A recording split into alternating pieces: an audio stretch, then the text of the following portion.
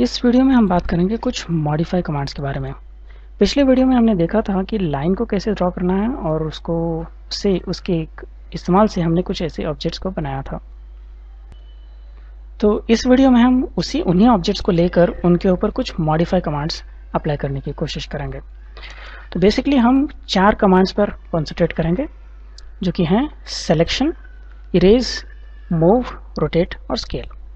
तो सिलेक्शन का मीनिंग है ऑब्जेक्ट्स को सेलेक्ट करना। जो कोई भी ऑब्जेक्ट आप ऑटोकैड में ड्रॉ करते हो तो उस ऑब्जेक्ट को आप सेलेक्ट कर सकते हो लेफ्ट क्लिक के जरिए। यहाँ आप देख सकते हो कि जैसे जैसे मैं लेफ्ट क्लिक करता जा रहा हूँ ऑब्जेक्ट्स पर, वो ऑब्जेक्ट्स सेलेक्ट होते हुए जा रहे हैं और इन सेलेक्टेड ऑब्जेक्ट्स के ऊपर मैं इनमें से कोई भी मॉडिफाई कमांड अप्लाई कर सकता हूँ। तो जैसे कि प्रीवियस वीडियो में हमने डिस्कस किया था, सिलेक्शन में हमें पिक बॉक्स, जो कि वो सेंटर का बॉक्स है जो कर्सर के बीच में आपको नज़र आ रहा है, वो हमारी मदद करता है। तो पिक बॉक्स का साइज़ भी हमने इंक्रीज या डिक्रीज करने की बात उसमें डिस्कस की थी। तो यहाँ आप देख रहे हो कि जैसे ही कोई ऑब्जेक्ट उस बॉक्स के अंदर आता है, मैं उन्हें सेलेक्ट कर सकता हूँ। वो ऑब्जेक्ट हाईलाइट हो जाता है और हाईलाइट होने के बाद जब मैं क्लिक करता हूँ तो वो सेलेक्ट हो जाता है। तो इस तरह से पिक बॉक्स का इस्तेमाल करके आप ऑब्जेक्ट्स को एक एक करके सेलेक्ट करते जा सकते हो। लेकिन अगर मुझे बहुत सारे ऑब्जेक्ट्स को एक साथ अगर सेलेक्ट करना है तो मैं इस्तेमाल कर सकता हूँ एक रेक्टेंगल को। तो जब कोई भी कमांड एक्टिव नहीं होता और आप एक एम्प्टी स्पेस में जब आप क्लिक कर देते हो ग्राफिक एरिया के, तो एक रेक्टेंगल बनना शुरू हो जाता है। लेफ्ट से अगर हम राइट की तरफ आ रहे हैं तो हमको दिखाई देगा एक ब्लू कलर का रेक्टेंगल, इसे कहते हैं विंडो। और राइट से लेफ्ट की तरफ हम जाते हैं तो एक ग्रीन कलर का रेक्टेंगल आपको दिखाई देगा और इसको हम कहते हैं क्रॉसिंग। अब ये विंडो और क्रॉसिंग में एक बेसिक सा डिफरेंस है जो आपको जानना ज़रूरी है। तो चलिए देखते हैं। तो जब मैं लेफ्ट से राइट क्लिक की तरफ कोई ऑब्जेक्ट ड्रॉ करना शुरू करता हूँ तो आप देख सकते हो कि जब कोई ऑब्जेक्ट कंप्लीटली ब्लू रेक्टेंगल के अंदर आता है तभी वो हाईलाइट हो रहा है और तभी वो सेलेक्ट हो सकता है। जबकि राइट क्लिक से लेफ्ट की तरफ मैं अगर रेक्टेंगल ड्रॉ कर रहा हूँ तो ये इसको मैंने कहा था कि क्रॉसिंग कहते हैं। और क्रॉसिंग वाला रेक्टेंगल ना सिर्फ कंप्लीटली अंदर रहने वाले ऑब्जेक्ट को सेलेक्ट करता है, बल्कि जो उसके बॉर्डर से टच होते हैं उन्हें भी वो कंप्लीटली सेलेक्ट कर लेता है। तो इस डायग्राम में अगर समझिए मुझे ये 2 सर्कल्स को अगर सेलेक्ट करना है तो मैं इस्तेमाल करूँगा ब्लू रेक्टेंगल को। और यहाँ आप देख सकते हो क्योंकि ये बाहर वाला जो ऑब्जेक्ट है वो कम्प्लीटली एक ही है, तो मैं ब्लू वाले रेक्टेंगल से जब सेलेक्ट कर रहा हूँ और वो 2 सर्कल्स जब कम्प्लीटली उसके अंदर आ जाते हैं तभी वो सेलेक्ट हो जाते हैं। अगर इसके अलावा मुझे ग्रीन रेक्टेंगल के थ्रू इन दोनों को सेलेक्ट करना है तो मैं क्लिक करूँगा यहाँ पर राइट साइड में और लेफ्ट की तरफ जाऊँगा। यहाँ आप देख सकते हो कि ये 2 सर्कल्स कम्प्लीटली अंदर नहीं हैं ग्रीन रेक्टेंगल के, फिर भी सेलेक्ट हो रहे हैं क्योंकि वो बॉर्डर पे हैं। तो हमने अभी देख लिया है कि बेसिक ऑप्शंस सिलेक्शन के लिए क्या क्या रहते हैं। तो चलिए स्टार्ट करते हैं मॉडिफाई कमांड्स को अप्लाई करना। तो इरेज कमांड एक बहुत ही बेसिक कमांड है जो आप इस्तेमाल कर सकते हो ऑब्जेक्ट्स को डिलीट करने के लिए। तो जैसे ही मैंने ऑब्जेक्ट्स को सेलेक्ट किया इंडिविजुअली और डिलीट बटन आपको कीबोर्ड पे मिलता है, उसको अगर मैंने प्रेस किया तो आप देख सकते हो कि ऑब्जेक्ट्स इरेज हो जाते हैं। तो ये एक डायरेक्ट तरीका है इरेज कमांड को यूज़ करने का। अगर आप इरेज कमांड यहाँ से रिबन से यूज़ करना चाहते हैं तो यहाँ पर आप क्लिक कर सकते हो। तो किसी ऑब्जेक्ट को सेलेक्ट आपको करना है पहले और फिर इस कमांड पे क्लिक कर देना है। आप देख सकते हो वो ऑब्जेक्ट इरेज हो चुका है। अगर आपको कमांड लाइन से ऑप्शन इस कमांड को देना है तो पहले ऑब्जेक्ट सेलेक्ट कीजिए, फिर दबाइए E enter. E enter is the shortcut for erase command. तो इससे पहले जो नेविगेशन का हमने वीडियो बनाया था उसमें हमने डिस्कस किया था कि प्रीवियस कमांड को रिपीट कैसे करना है। तो क्योंकि प्रीवियस कमांड मेरा इरेज ही है तो ऑब्जेक्ट को सेलेक्ट करने के बाद जैसे ही मैं एंटर या स्पेस बार दबा देता हूँ तो प्रीवियस कमांड रिपीट होता जाएगा। तो इस तरह से फास्टली मैं ऑब्जेक्ट्स को डिलीट करता हुआ जा सकता हूँ। तो ये तो हो गई इरेज की बात। अब देखते हैं मूव, रोटेट और स्केल कमांड कैसे दिया जाता है। तो जैसे कि मैंने बताया, पहले तो आपको ऑब्जेक्ट को सेलेक्ट करना है, फिर यहाँ से आप मूव कमांड को ले सकते हो और फिर वो पूछेगा कि बेस पॉइंट को सिलेक्ट कीजिए।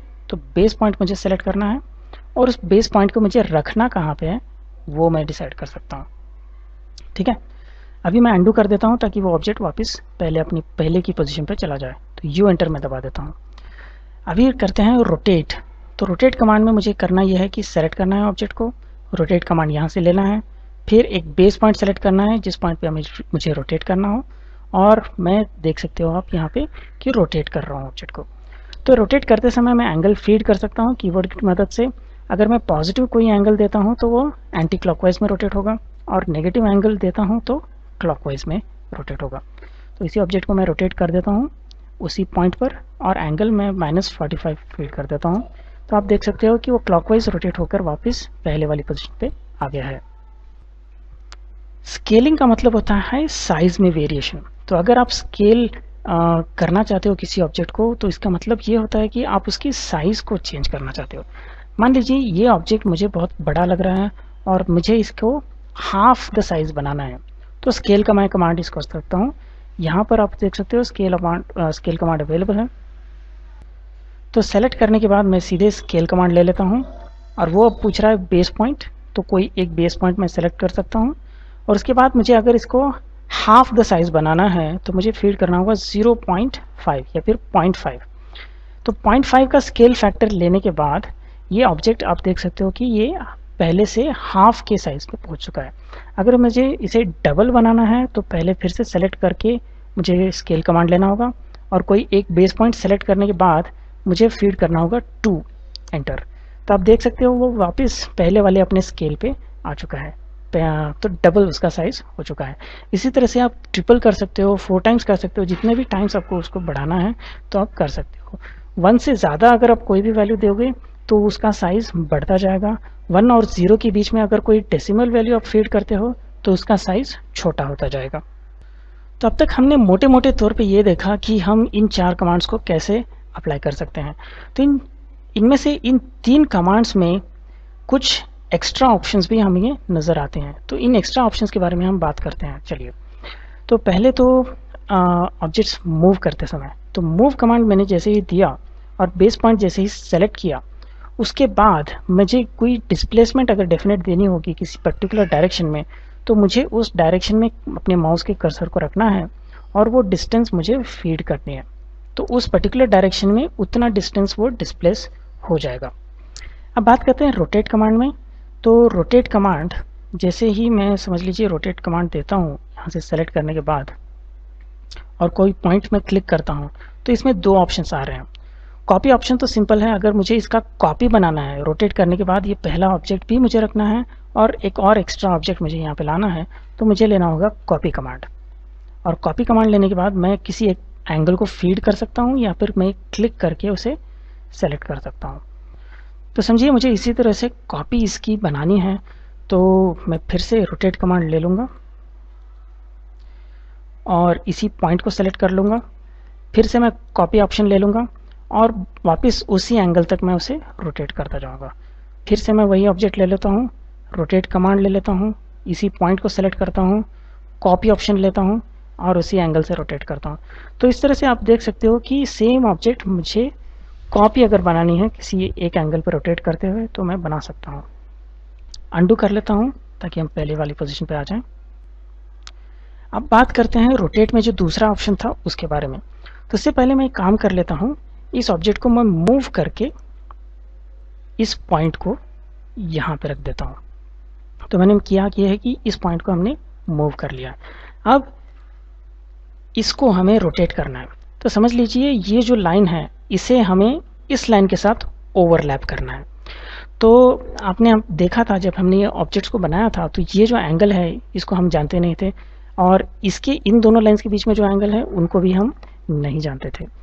तो एंगल्स को जाने बिना हमें ये पता नहीं होता कि हमें इसको रोटेट कितना करना है।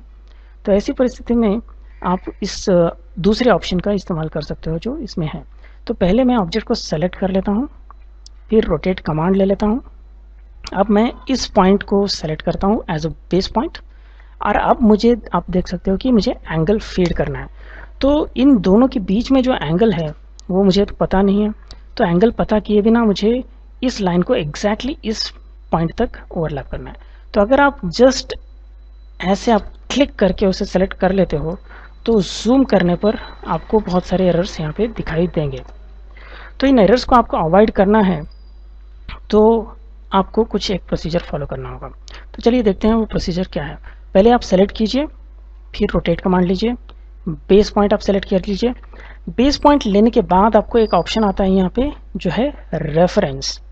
तो फिलहाल reference is the horizontal line, horizontal line से हम रोटेट करना शुरू कर रहे हैं। तो रेफरेंस का ऑप्शन जब आप लेते हो तो it will ask you to select another line as a reference.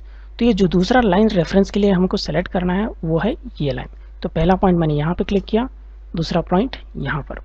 तो अब आप देख सकते हो कि ये जो लाइन है, जो इंक्लाइंड लाइन है, वो हमारा रेफरेंस बन चुका है और उस रेफरेंस को हम किसी भी दूसरे पॉइंट के पास मूव कर सकते हैं। तो यहाँ पर मैं उसको मूव कर देता हूँ। तो अभी आप कितना भी जूम करके उसको देख लीजिए, ये लाइंस एग्जैक्टली ओवरलैप्ड हैं। तो एंगल को जाने बिना हमने उस लाइंस को रोटेट करके ओवरलैप कर दिया है। उसी तरह से स्केल कमांड में भी एक ऑप्शन होता है रेफरेंस और copy. Copy command rotate command की तरह काम करता है। तो चलिए देखते हैं कि जो रेफरेंस का ऑप्शन है उसको कैसे इस्तेमाल करना है। ये जो लाइन है और ये जो लाइन है, तो ये दोनों का जो हाइट है वो डिफरेंट है। तो इन दोनों हाइट्स को सेम बनाने की हम कोशिश करते हैं। तो पहले मैं इसको थोड़ा सा डिफरेंट कर लेता हूँ, तो डबल कर लेता हूँ। और मुझे अब ये करना है कि ये जो कॉर्नर पॉइंट है इसको एग्जैक्टली इस कॉर्नर पर मुझे लेकर आना है। तो ये करने के लिए मुझे स्केल कमांड का इस्तेमाल करना होगा, लेकिन क्योंकि मुझे ये लेंथ भी नहीं पता और ये लेंथ, ये वाली जो लेंथ है ये भी नहीं पता, तो लेंथ जाने बिना मुझे स्केलिंग फैक्टर कैलकुलेट भी करना पॉसिबल नहीं होगा। तो ऐसे सिचुएशन में हम इस्तेमाल कर सकते हैं रेफरेंस का। तो पहले मैं ऑब्जेक्ट को सेलेक्ट कर लेता हूँ, फिर स्केल कमांड दे देता हूँ, फिर मैं इस पॉइंट को as a base point select कर लेता हूँ और अब मुझे करना होगा इस्तेमाल रेफरेंस पॉइंट का। तो रेफरेंस का मैं ऑप्शन ले लेता हूँ यहाँ से कमांड लाइन से, और अब वो पूछ रहा है कि रेफरेंस लेंथ आपकी कितनी है। तो रेफरेंस लेंथ के लिए मुझे ये लेंथ सेलेक्ट करनी होगी। पहला पॉइंट मैंने ये क्लिक किया, दूसरा पॉइंट ये। तो ये जो लाइन मैंने क्लिक की वो अब बन चुकी है मेरी रेफरेंस, और उस रेफरेंस को जैसे मैं मूव कर रहा हूँ तो आप देख सकते हो वो लेंथ मैं एग्जैक्टली सेलेक्ट कर पा रहा हूँ। तो अब स्नैप पॉइंट के जरिए मुझे यहाँ का जो एंड पॉइंट है, एंड पॉइंट आप देख रहे हो, एंड पॉइंट मुझे सेलेक्ट करना है। तो अभी वो जो पहले वाली लेंथ थी वो लेंथ एग्जैक्टली इस लेंथ के साथ मैच हो चुकी है। तो हमने आज की वीडियो में देखा कि हमें ऑब्जेक्ट्स को सेलेक्ट कैसे करना है, राइट रेक्टेंगल लेफ्ट रेक्टेंगल के बीच में डिफरेंस हमने देखा, इरेज कमांड कैसे अप्लाई करना है ये देखा, और उसके साथ साथ हमने 3 बेसिक ट्रांसफॉर्मेशन कमांड्स के बारे में भी सीखा, जो कि है मूव, रोटेट और स्केल। तो आशा है अब इसके बारे में इसको और भी प्रैक्टिस करेंगे और इसमें परफेक्शन हासिल करेंगे। अगर आपको लगता है कि हमने कोई इम्पॉर्टेंट चीज़ इस वीडियो में कवर नहीं किया है तो ज़रूर आप कमेंट्स के ज़रिए हमको नोटिफाई कीजिएगा और हम आपके उस डाउट को अगली वीडियो में इंक्लूड करने की ज़रूर कोशिश करेंगे। अंत में कहना यही चाहूँगा कि आपको अगर वीडियो पसंद आया तो लाइक ज़रूर कीजिएगा और अपने दोस्तों के साथ शेयर ज़रूर कीजिएगा, क्योंकि ये वीडियो हम हिंदी में बना रहे हैं और मुझे नहीं लगता कि किसी ने ऑटोकैड के ट्यूटोरियल्स हिंदी में बनाए हैं, और जितना हो सके हम क्लैरिटी में इसको बनाने की कोशिश कर रहे हैं कि ताकि आपको ज़्यादा से ज़्यादा इनका लाभ मिले। तो थैंक यू। अगले वीडियो में हम कुछ और कमांड्स के साथ फिर से वापस आएंगे। तब तक के लिए स्टे होम, स्टे सेफ।